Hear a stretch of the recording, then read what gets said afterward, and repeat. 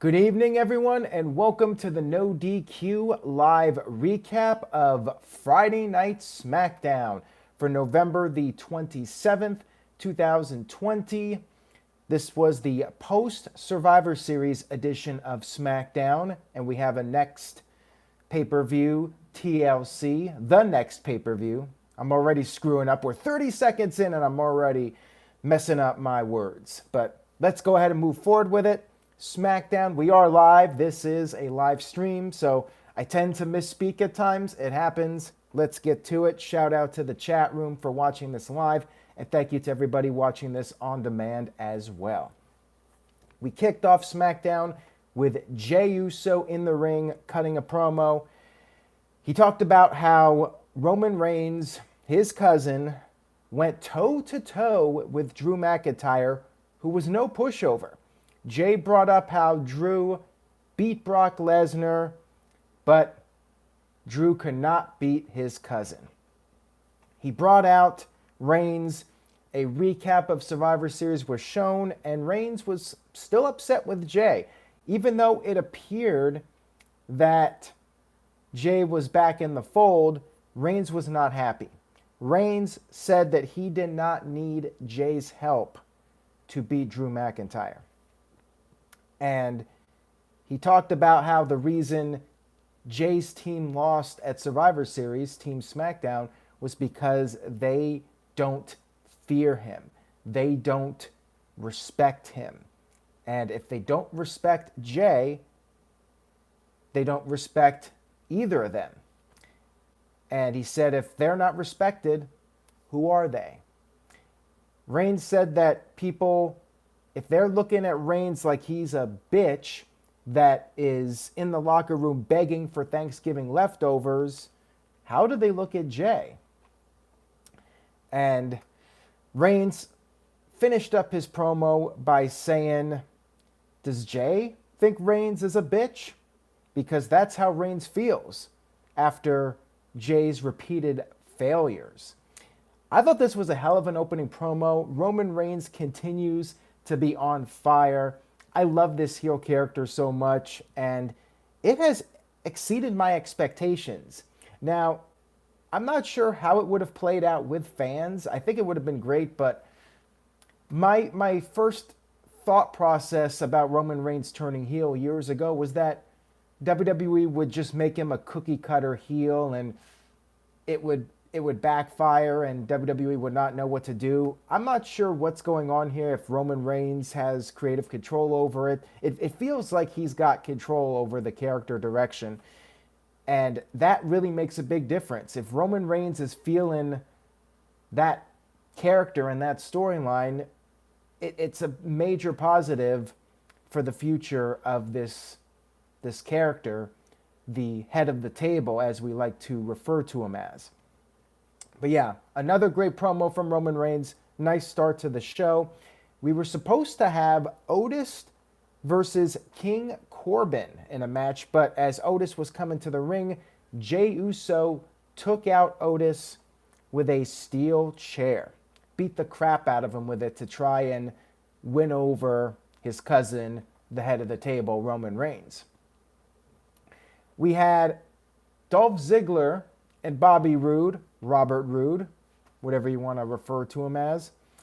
They came to the ring and they made fun of Otis, talking about how he ate all that Thanksgiving food and then he just came on SmackDown only to get knocked back down into a long winner's nap. And Bobby Roode said, Otis, he's got a lot on his plate in catering. Ouch. I was at home and I was like, whoa, I felt that burn. All the way here at home, I felt that. That was brutal. That was probably the savage line of the night on SmackDown. And they basically challenged the Street Profits to a tag team match. Holla, holla, holla, players. Street Profits came down, and we had a tag team match. Pretty standard tag match. Dolph Ziggler getting the heat, using the typical line, do something. And, of course, faces make the comeback. Montez Ford hit the cash out, the frog splash to Rude, but Ziggler made the save, and Ford was still feeling the effects of that cash out. You know, he puts all of his energy into it, and he was hurting, and Rude managed to roll up Ford to score the pinfall victory. So yes, the tag team champions lose a non-title match, which I've told you guys my thoughts on this in the past. I thought this was okay because the Street Profits have been winning. They've won a lot of matches over the past several months, more than they've lost, and they recently had a big win at Survivor Series. I'm okay with them taking an L every now and then to set up new challengers. I think there are other ways you can set up new challengers, but in this case, I'm all right with it. We had Daniel Bryan cut a promo backstage. He had a match scheduled against Sami Zayn, his old nemesis from WrestleMania, and he talked about how Zayn is more delusional than ever and exploits every loophole, and Bryan said he is going to break Sami's delusions. We had a promo from the Mysterio family, and Ray talked about how it's amazing the family is all together. They're thankful for being together.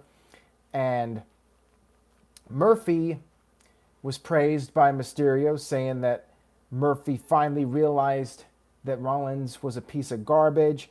That's when King Corbin came in and ran his mouth and called them a bunch of jokes and said that Rey Mysterio passed on his bad judgment to his son and that Murphy is just riding Mysterio's coattails. This led to a match between Corbin and Murphy, which we'll talk about in just a few minutes.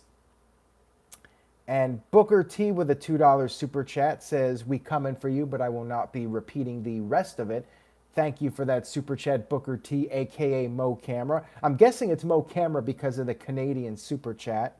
But thank you for that, I guess. We had the Undertaker video shown once again from Survivor Series, and just a recap of that.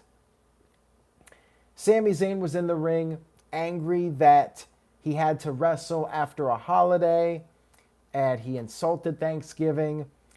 This led to Bryan coming out. We had this match, and pretty solid match between these two, as you would expect. Bryan worked over Zayn's injured arm early in the match, and then Bryan climbed to the top rope when Zayn was on the outside. Bryan did this jump off the top rope. Zayn managed to move, and Bryan crashed and burned into the barricade.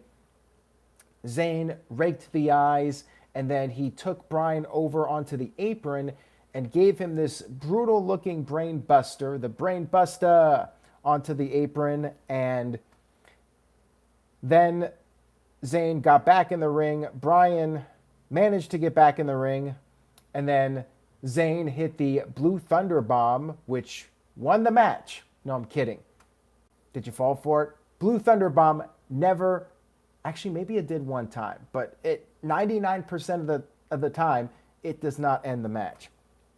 So yeah, Bryan did kick out of the Blue Thunder Bomb and went back and forth here with these two. Bryan got an arm bar on, which Zayn was able to get out of. He rolled to the outside. Bryan hit a suicide dive, and then Zayn literally ran to the back. He ran to the backstage area. Bryan ran after him. We did not see what happened backstage initially, but we did have Zayn run back down and somehow managed to beat the count. So Bryan got counted out. Zayn stole another one, picks up the victory via count out. Backstage, it was revealed that Jey Uso had jumped Daniel Bryan backstage, and that's what caused the count out. And then Kevin Owens made the save. Dr. NXT Scorpio says, "A beautiful move by Sami Zayn, but never gets the job done." That is correct. And Kim Hall says, "And now Rey Mysterio magically has his eye back." Hey, it healed, you know. It wasn't the worst case scenario. They even said that there was a chance that he could have that eye reattached. So there you go. I guess it got reattached. Backstage, Kevin Owens confronted Roman Reigns, said that this is not Roman Reigns' personal playground, said that Reigns treats his family like trash. He left, and then Reigns told Jey Uso that Owens doesn't respect him, and Jey needs to fix that. And that set up our main event, Jey Uso versus Kevin Owens, which we will talk about in a few minutes. We had Bianca Belair versus Natalya. Bayley was on commentary, said she was first person eliminated at Survivor Series because she doesn't do teams very well. She's not a team player. She put over Bianca and Natalya, but said they are not a role model like her. Anyways, Bianca and Natalya got to the outside of the ring, and Bianca swung at Natalya. Natalya ducked. Bayley got hit by accident. And then back in the ring, Bayley attempted to get on the apron, and Natalya got pushed into Bayley. Bayley fell off the apron, and Bianca rolled up Natalya to pick up the victory. Not much to say about this one. Didn't really elevate anybody. Bianca won, but she won with a roll-up. It was more of like a setup for maybe Bianca versus Bayley, or maybe a triple threat between them. But yeah, not much to this match. We had Murphy versus King Corbin, and this was an interesting one. So we had the entire Mysterio family at ringside, and the storyline here was they kept interfering. Rey Mysterio would get on the apron, and Corbin kept coming close to beating Murphy. He hit a deep six, which Murphy kicked out of. Deep six is Corbin's version of the Blue Thunder Bomb, although I do think Corbin has won a few matches with the deep six. You know how you know you're at the bottom of the totem pole? When you lose to the Blue Thunder Bomb or the deep six. So take note of that for future reference. So yeah, as Dr. NXT Scorpio points out in the chat room, Mysterio family, they were kind of acting like heels, and Michael Wayne agrees with that. They were acting very heelish here. Corbin, he's a jerk, right? But the Mysterios, they were interfering in this match. They were getting up on the apron, and Murphy hit the knee to Corbin when Dominic was distracting Corbin, and then Dominic took it a step further. Corbin got his foot on the rope as Murphy went for the pin, but Dominic pushed off his foot, giving Murphy the victory. Corbin was very upset, and he wanted a rematch for next week and said next time he will be prepared. So I guess he's going to get some reinforcements. Very interesting dynamic here with the Mysterios. Are they going to go heel now? I'm not really sure what to make of it, but it was strange to me. It was a bizarre storyline. We had Sami Zayn confront Big E and Apollo Crews backstage, and Big E basically mocked Zayn, mocked the 10 count by shaking Zayn's hand for 10 seconds. And, Big E's handshake, very powerful, and Sami Zayn, the weakling, was just writhing in pain from this. Looks like we're going to have Big E versus Sami Zayn as the next storyline. Maybe Big E gets the Intercontinental Championship. And then we had our main event of the evening, Kevin Owens versus Jey Uso. Roman Reigns was watching in the back. Owens super kicked Jey over the barricade before the commercial, and when we came back from the commercial, it was back and forth. Jey got the upper hand for a while. He hit a frog splash, but Owens got his knees up, and then Jey grabbed the steel chair and used the chair for a disqualification. Owens, however, managed to fight back.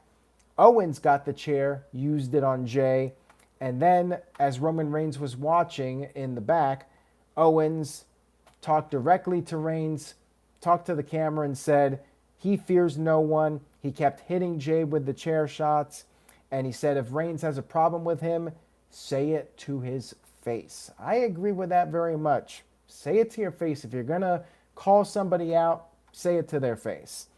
And the show ended with Owens hitting a stunner to Jey Uso and said that he is the head of the table. So it looks like we're going to get Jey Uso versus maybe Daniel Bryan at the pay-per-view, and Kevin Owens versus Roman Reigns, and WWE will save Bryan versus Reigns for the Royal Rumble, which I pretty much expected. That seemed to be the direction it was going. Nicholas Easy with a $4.49 super chat. Thank you for that. I appreciate it. He says, great no DQ review this week. No Robbie Vice. Oh, come on. Robbie is a really intelligent guy, and he's very well spoken. You might not totally agree with his opinions, and not everything he says I agree with, but Robbie, he is very well spoken. He articulates himself well, and I do think he's a good addition to the team. I know he's not everybody's cup of tea, though. We try to have balanced opinions, and that's why Virtue's on. You know, everybody has a different opinion. We don't want 4 people on that are going to have the same exact opinion. And Yoxie says, hi, I haven't watched in a while, so how are you? Doing very well. Thank you for tuning in. Hopefully you'll stick around for more. And TJS, my man TJS, with a $3 super chat says, I watched Mankind versus The Rock in an I Quit match. Crazy, your thoughts? Well, before I get to that, I'm going to talk about that I Quit match real quick. But first, let me do my letter grade. Solid SmackDown this week. SmackDown has been consistently good. The Reigns storyline has been very compelling. Few negatives, you know, not sure what's going on with the Mysterio family, but all of Reigns' stuff was very good. I give the show a solid B. Another good, solid SmackDown this week. Mohammed gives it a C. Curtis Butler with a B. Martin with a C+. Mike B with a B+. Ace and his familiar vlogs with a B+. Bruce Marvel, 88, says B for KO, looking like a strong babyface. SmackDown needs one, definitely. Tic Tat Tat with a C+. Michael Wayne with a B+. And Game is on 100 with a B. And Brian Spencer with a B. Israel Diaz with a B. And Kev with a B. All right, so to answer TJS's super chat, the I Quit match. I was there. For those of you that don't know, I was there at the Arrowhead Pond in Anaheim, California for that event. And watching it live, like, it was insane. We all were wondering what was going on here with Mick Foley. Was he alive? Like, interestingly enough, watching that live, the thing that I remember the most, maybe I had just become numb to the chair shots by that point, but when he was knocked off the platform, you know, they were in the stands and he fell off this platform and landed on this circuit breaker. I could not see him land. All I saw were the sparks flying, and I thought he was dead. The chair shots, you know, that was brutal, but yeah, I remember that spot where he fell off in the stands more than anything else. But looking back, I don't think that match has aged very well. I remember a few weeks ago, people were asking me, like, what's my favorite match from The Rock or Mankind? And I did not list that one. And it's because I felt like it was too much with the unprotected chair shots. It's hard to watch now, knowing what's happened to wrestlers with the concussions and so forth. So I really don't look very highly on that one. If I was going to watch a match from that period, I'd much rather watch the halftime heat match, because that was just fun and entertaining, and they weren't killing each other. So I way prefer the halftime heat match over that Royal Rumble match. And Psycho Jet Black with the $2 super chat says, what are your favorite Psycho Sid moments? How about the time he said that you are only half the man I am and I have half the brain you do? No. Psycho Sid had some fun moments. I think back to Survivor Series 96, probably his best match. Got to give a lot of that credit to Shawn Michaels, HBK. And the night that Bret Hart did that profanity-laced promo with the cage, shoving Vince down, and Psycho Sid coming out and saying, I don't know shit, crybaby. That was a great performance by Sid. And some of the stuff in WCW I thought was entertaining when he was feuding with Goldberg, and everybody in the chat room, Michael Wayne, Psycho Jet Black, the why me, when Goldberg crushed his car. That was funny. Sid brought a lot of funny moments, maybe unintentional funny moments. Remember when he was Sid Justice and he was on the barber shop and he started destroying the barber shop and his face was just covered in powder?